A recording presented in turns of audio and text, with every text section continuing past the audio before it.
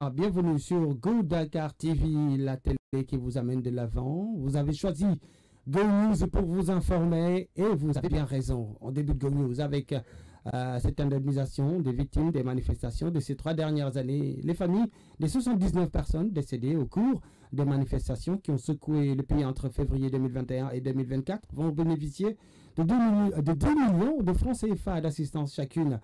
Un premier pas assure les autorités sénégalaises avant la mise en place d'une commission de réparation chargée d'indemniser les victimes des manifestations de l'opposition de ces 3 dernières années. Ces 10 millions de francs CFA accordés aux familles de chaque personne tuée dans les manifestations sont plutôt conçus comme une première mesure d'assistance. Idem avec la décision d'accorder une prise en charge médicale et 500 000 francs CFA à chacun des 172 ex-prisonniers sous Macky Sall répertoriés par l'Agence nationale des statistiques sénégalaises des personnes emprisonnées à la suite de manifestations de l'opposition entre février 2021 toujours et 2024 dont le nombre pourrait augmenter au gré du recensement effectué par les organisations de la société civile. Ces mesures prises par le gouvernement à l'endroit des victimes des derniers événements politiques suscitent beaucoup de réactions, notamment celle du juge Hamidou Dème qui n'est pas en reste. D'après le magistrat, il s'agit d'une démarche plutôt tortueuse qui va à l'encontre du clientélisme de l'État contre lequel les nouvelles autorités se sont âprement battues.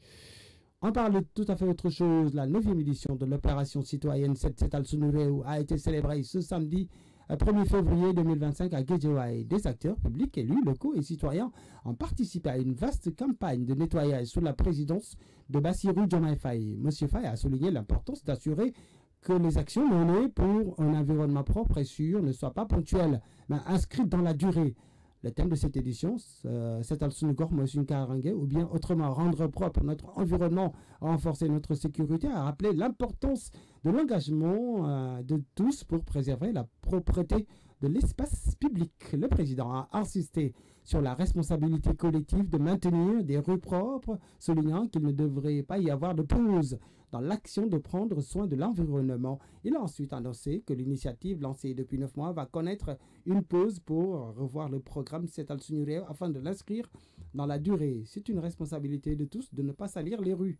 Il n'y a pas de pause dans notre action de s'occuper de notre environnement, a déclaré Bassirou Diomaye Faye. Autre chose dans ce Go News, le dossier judiciaire de cette expropriation au profit de la société Sofico qui a été relancé par le parquet après une période d'accalmie.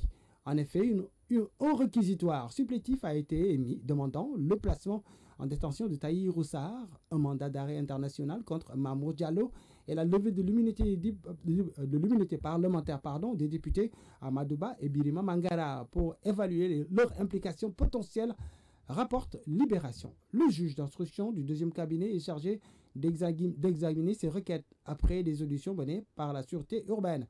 Mamour Diallo n'a pas pu être entendu étant impliqué dans une autre enquête et ayant quitté le pays en juin 2024, ce qui a conduit à l'émission de mandat d'arrêt international à son encontre. Si la levée des immunités parlementaires est approuvée, cela pourrait mener à une mise en examen des députés concernés sans impliquer automatiquement une inculpation.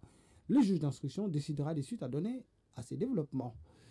On termine Go News avec le show des légendes du hip-hop Galsen qui a eu lieu vendredi 31 janvier au Grand Théâtre National d'Oudindiaï Kumba Rose et a rassemblé les premières générations de rappeurs sénégalais avec pour objectif de réconcilier les acteurs de la scène rap dont la confraternité a été mise en mal ces dernières années par des divergences sur des questions politiques. Comme pour faire un pied de nez, la politique s'est invitée à ce rendez-vous. Ce concert a été marqué par un incident mettant en scène le maire évincé de Dakar, Barthélémy Diaz, et l'édile Pastef de Keur Massar Sud, Bilal Diatta. Ce dernier aurait apostrophé l'ancien maire de la capitale, ce que le public qui l'a hué ne l'aurait pas apparemment pardonné. Pour sa défense, M. Diatta a avoué face à la presse qu'il n'avait pas prévu de venir au concert, mais c'était à la dernière minute qu'on lui avait informé que Barthélémy Diaz a acheté des tickets et a rempli la salle pour huer les responsables du Pastef. Et selon lui, il ne voulait pas voir humilier les gens du projet.